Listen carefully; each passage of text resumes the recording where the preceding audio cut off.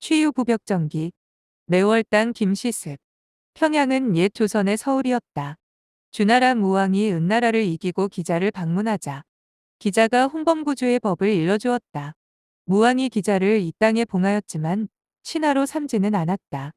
이곳의 명승지로는 금수산, 봉황대, 능라도, 기린굴, 조천석, 추나머 등이 있는데 모두 고적이다. 영명사의 부벽정도 그 가운데 하나이다. 영명사 자리는 바로 고구려 동명왕의 구제공터이다. 이 절은 성 밖에서 동북쪽으로 20리 되는 곳이 있다. 긴 강을 내려다보고 평원을 멀리 바라보며 아득하기 그지없으니 참으로 좋은 경치였다.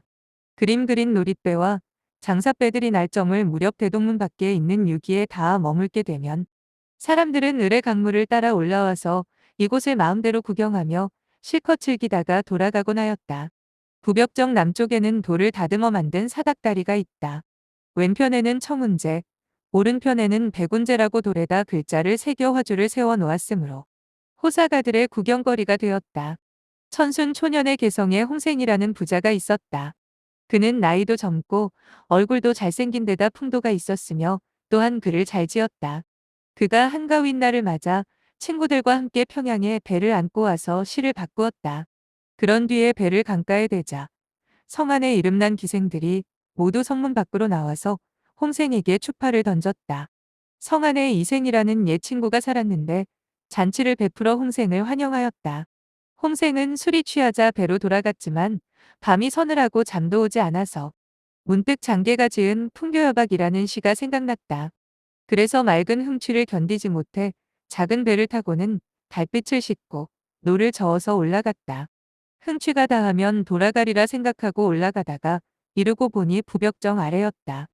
홍생을 뱃줄을 갈 때 숲에 메어두고 사닥다리를 밟고 올라갔다. 난간에 기대어 바라보며 맑은 소리로 낭낭하게 시를 읊었다. 그때 달빛은 바다처럼 넓게 비치고 물결은 흰 비단처럼 고운데 기러기는 모래밭에서 울고 학은 소나무에서 떨어지는 이슬방울에 놀라서 푸드덕거렸다. 마치 하늘 위에 옥황상제가 계신 곳에라도 오른 것처럼 기상이 서늘해졌다. 한편 옛 서울을 돌아보니 하얀 성곽위에는 안개가 끼어 있고 외로운 성 밑에는 물결만 부딪힐 뿐이었다. 맥수은허의 탄식이 저절로 나와 이내시 6수를 지어 읊었다. 부벽정 올라와 시흥을 못 견디고 읊으니 흐느끼는 강물 소리가 내끓는 듯하여라. 용 같고 호랑이 같던 고국의 기상은 이미 없어졌건만 황폐한 옛성은 지금까지도 봉황 모습 그대로일세. 모래밭에 달빛이 희니 기러기는 갈 길을 잃고 풀밭에는 연기가 거쳐 반딧불만 날고 있네. 사람 세상이 바뀌고 보니 풍경마저 쓸쓸해져. 한산사 깊은 곳에서 종소리만 들려오네. 임금 계시던 궁궐에는 가을 풀만 쓸쓸하고 구름 낀 돌층계는 길마저 아득해라.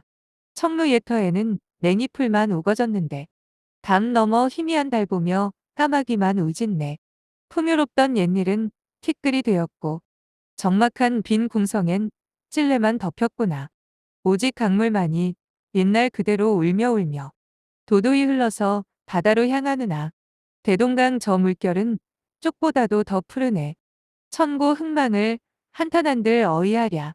우물에는 물이 말라 담쟁이만 드리웠고 돌단에는 이끼가 끼어 능수뻗들만 늘어졌네. 타양의 풍어를 천수나 읊고 보니 고국의 정의의 술이 더욱 취하여라. 달빛이 난간에 밝아 졸음조차 오지 않는데 밤 깊어지며 개와 향기가 살며시 떨어지네. 오늘이 한가위라 달빛은 곱기만 한데 외로운 옛성은 볼수록 서글퍼라. 기자묘 뜰악에는 교목이 늙어 있고 단군사 벽 위에는 담쟁이가 얽히었네. 영웅은 적막하니 지금 어디에 있는가. 풀과 나무만 희미하니 몇 해나 되었던가. 오직 그 옛날의 둥근 달만 남아있어. 맑은 빛이 흘러나와 이 내 옷깃을 비추네.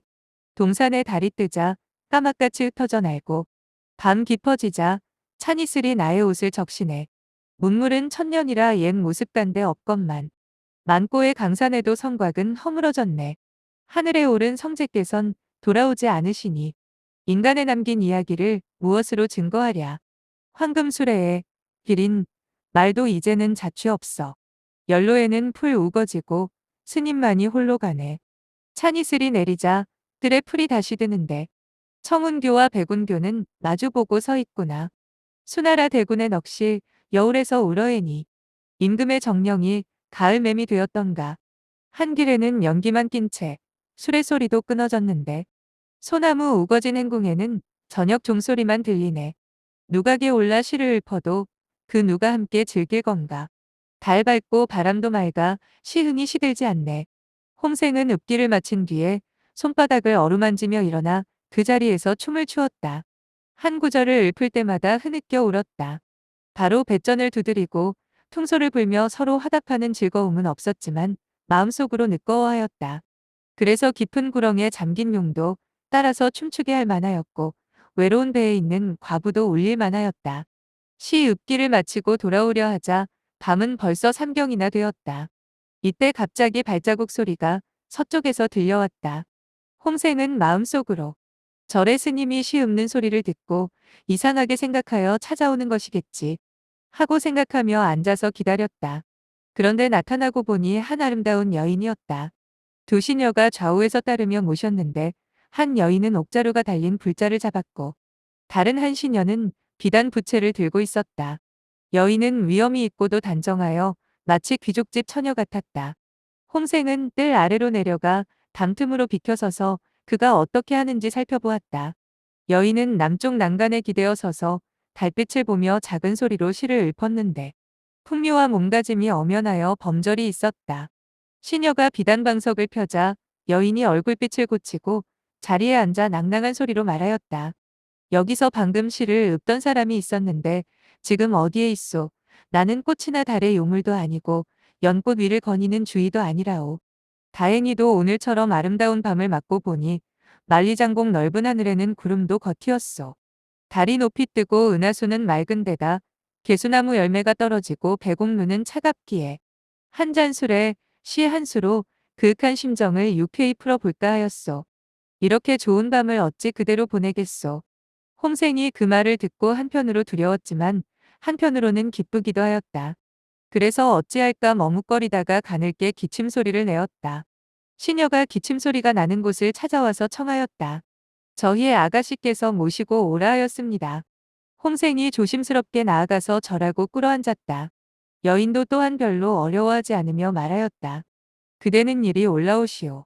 시녀가 낮은 병풍으로 잠깐 앞을 가리었으므로 그들은 얼굴을 서로 반만 보았다. 여인이 조용히 말하였다. 그대가 조금 전에 읊은 시는 무슨 뜻이오? 나에게 외워주시오.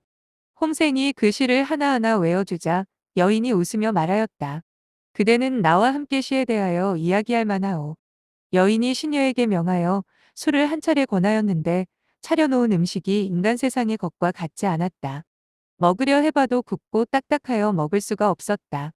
술맛도 또한 써서 마실 수가 없었다. 여인이 빙그레 웃으면서 말하였다.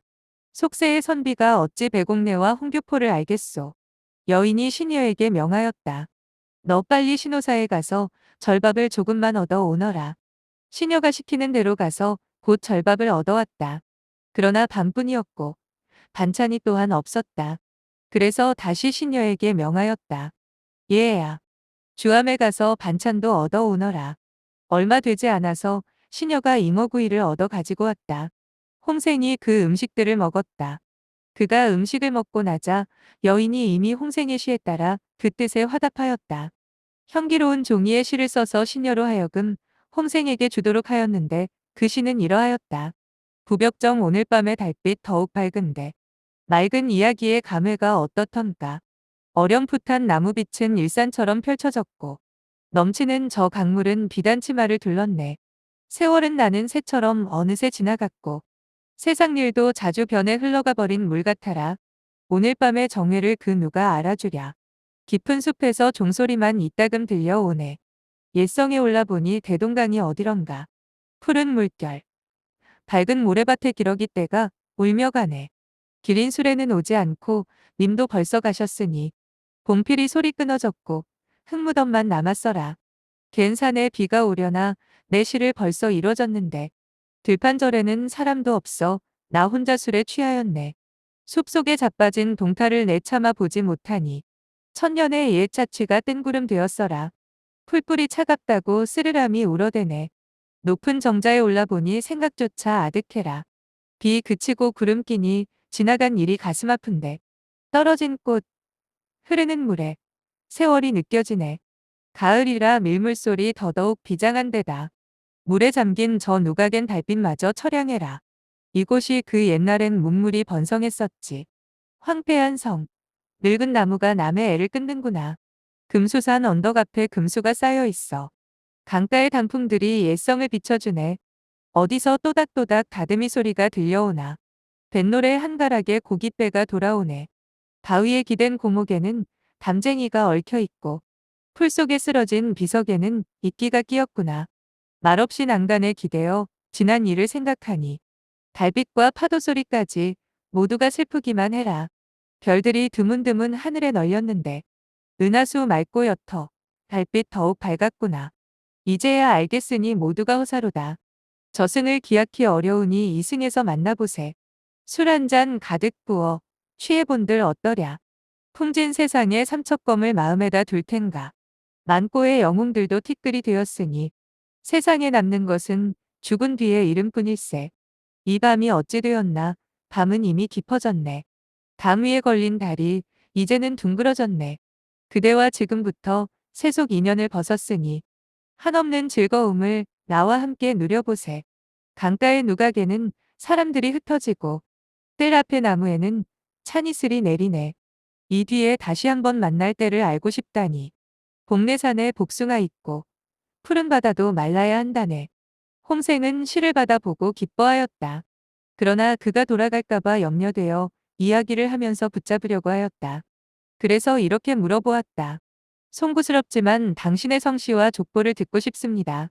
여인이 한숨을 쉬더니 대답하였다. 나는 은나라 임금의 후손이며 기씨의 딸이라오.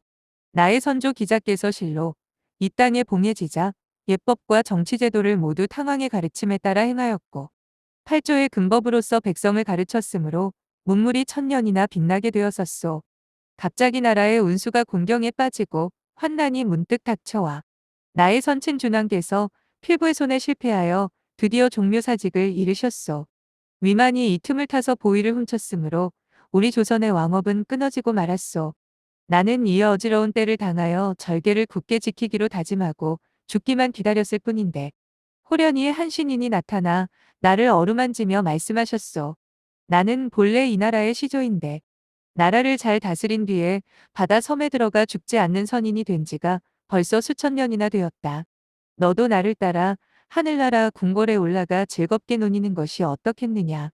내가 응낙하자 그분이 마침내 나를 이끌고 자기가 살고 있는 곳으로 가서 별당을 지어 나를 머물게 하고 나에게 현주의 불사약을 주셨소. 그 약을 먹고 몇 달이 지나자 호련히 몸이 가벼워지고 기운이 건장해지더니 날개가 달려 신선이 된 것 같았소. 그때부터 하늘에 높이 떠서 천지 사방을 오가며 동천복지를 찾아 십조와 삼도를 유람하지 않은 곳이 없었소. 하루는 가을 하늘이 활짝 깨고 하늘나라가 밝은 데다 달빛이 물처럼 맑았소. 달을 쳐다보니 갑자기 먼 곳에 가보고 싶은 생각이 들었소. 그래서 달나라에 올라가서 광안청어지부에 들어가 수정궁으로 항아를 방문하였더니 항아가 나더러 절개가 곱고 글을 잘 짓는다고 칭찬하면서 이렇게 달래었소. 인간 세상의 선경을 비록 복지라고는 하지만 모두 풍진의 땅이다. 하늘나라에 올라와서 흰 난새를 타고 개수나무 아래에서 맑은 향내를 맡으며 푸른 하늘에서 달빛을 띠고 옥경에서 즐겁게 놀거나 은하수에서 목욕하는 것보다야 낫겠느냐. 그리고는 나를 향한 받드는 시녀로 삼아 자기 곁에 있도록 하여 주었는데 그 즐거움을 이루 다 말할 수 없었소. 그러다가 오늘 저녁에 갑자기 고국 생각이 나서 인간 세상을 내려다보며 고향 땅을 굽어보았소. 산천은 옛 그대로였지만 사람들은 달라졌고 밝은 달빛의 연기와 티끌들을 가려주었으며 맑은 이슬이 대지에 쌓인 먼지를 깨끗이 씻어 놓았기에 옥경을 잠시 하직하고 살며시 내려와 보았소. 조상님의 산소의 절하고는 부벽정이나 구경하면서 회포를 풀어볼까 해서 이리로 왔었소. 마침 글 잘하는 선비를 만나고 보니 한편 기쁘고도 한편 부끄럽소. 더군다나 그대의 뛰어난 시에다 노든한 붓을 펼쳐 화답하였으니 감히 시라고 한 게 아니라 회포를 대강 펼쳤을 뿐이요. 홍생이 두 번 절하고 머리를 조아리며 말하였다. 아래 세상에 우매한 사람이야 초목과 함께 썩는 것이 마땅합니다. 이 나라의 왕손이신 선녀를 모시고 시를 주고받게 될 줄이야 어찌 뜻하였겠습니까? 홍생은 그 자리에서 한 번 읽어본 시를 기억하고 있었으므로 다시 엎드려서 말하였다. 우매한 이 사람은 전세에 지은 죄가 많아서 신선의 음식을 먹을 수 없습니다만 다행히도 글자는 대강 알고 있습니다. 그래서 선녀께서 지으신 시도 조금은 이해하였는데 참으로 기이한 일입니다. 3일을 갖추기가 어려운데 이제 이 네 가지가 다 갖추어졌으니 이번에는 강정추여한 월로 제목을 삼아서 40운의 시를 지어 저를 가르쳐 주십시오. 여인이 고개를 끄덕이더니 붓을 적셔 한 번에 쭉 내리썼다. 구름과 연기가 서로 얽힌 듯하였다. 붓을 달려서 곧바로 지었는데 그 시는 이러하였다. 부벽정 달 밝은 밤에 먼 하늘에서 맑은 이슬이 내렸네. 맑은 빛은 은하수에 빛나고 서늘한 기운은 오동잎에 서려 있네. 눈부시게 깨끗한 삼철 위에 11호가 아름다워라. 가녀린 구름에는 반점 티끌도 없는데 가벼운 바람이 눈앞을 스치네. 넘실넘실 넘치며 흐르는 물에 아물아물 떠나는 배를 보내네. 배 안에서 창틈으로 엿보니 갈대꽃이 물가를 비추는구나. 예상곡이 들리는 건가. 옥도끼로 다듬은 건가. 진주조개로 집을 지어 연부주에 비치는구나. 지미와 달구경하고 공원을 따르며 놀아보세나. 달빛이 차갑자 위나라 까치가 놀라고 오나라 소는 그림자 보고 헐떡이네. 은은한 달빛이 푸른 산을 두르고 둥근 달이 푸른 바다에 떴는데 그대와 함께 창을 열어젖히고 흥겨워 주렴을 걷어올리네. 이자는 술잔을 멈추었고 오생은 개수나무를 찍었지. 흰 병풍이 빛도 찬란한데 아로새긴 채색 휘장이 쳐져 있네. 보배로운 거울을 닦아내어 처음 걸고 얼음바퀴 구르던 것도 멈추지 아니하네. 금물결은 어이 그리도 아름다우며 은하수는 어이 그리도 유장한지 요사스런 두꺼비는 칼을 뽑아 없애고 교활한 옥토끼는 그물을 펼쳐 잡아보세. 먼 하늘에는 비가 처음 개고 돌길에는 맑은 연기가 거쳤는데 난간은 숲 사이에 솟았고 섬돌에선 만길못을 굽어보네. 머나먼 곳에서 그 누가 길을 잃었나. 고향 나라 옛 친구를 다행히도 만났네. 복사꽃과 오약꽃을 서로 주고받으며 잔에 가득 부어 술도 주고받았네. 초에다 금을 그어 다투어 시를 짓고 가지를 더해가며 취토록 마셔보세. 화로 속에선 까만 숯불이 튀고 노구솥에선 보글보글 거품이 이네. 오리향로에선 용년향이 풍겨오고 커다란 잔 속에는 술이 가득해라. 외로운 소나무에선 학이 울고 내 벽에선 귀뚜라미가 우는구나. 호상에서 은호와 유량이 이야기하고 진저에서 사령운이 해온과 논이었었지. 어렴풋이 거친 성터에 쓸쓸하게 초목만 우거져 단풍잎은 하늘하늘 떨어지고 누런 갈대는 차갑게 사각거리네. 선경이라 하늘과 땅이 넓기만 한데 티끌 세상엔 세월도 빠르구나. 옛 궁궐엔 벼와 기장이 여물었고 사당에는 가래나무와 뽕나무가 늘어졌네. 남은 자취는 빗돌뿐이던가. 흥망을 갈매기에게나 물어보리라. 달림은 기울었다가 다시 차니. 인생이란 하루살이 같아라. 궁궐은 절간이 되고 옛날의 임금들은 세상 떠났네. 반딧불이 휘장에 가려 사라지자 도깨비불이 깊은 숲에서 나타나네. 옛날을 생각하면 눈물만 떨어지고 지금 세상 생각하면 저절로 시름겨우니 단군의 옛터는 목멱산만 남았고 기자의 서울도 실개천뿐일세. 굴 속에는 기린의 자취가 있고 들판에는 숙신의 화살만 남았는데 난양이 잡으러 돌아가자 직녀도 용을 타고 떠나가네. 글 짓는 선비는 붓을 놓고 선녀도 공우를 멈추었네. 노래를 마치고 사람들 흩어지려니 고요한 바람에 노 젓는 소리만 들려오네. 여인은 쓰기를 마친 뒤에 공중에 높이 솟아 가버렸는데 어디로 갔는지 알 수가 없었다. 여인이 돌아가면서 신녀를 시켜 홍생에게 말을 전하였다. 옥황상제의 명이 엄하셔서 나는 이제 흰 난세를 타고 돌아가겠소.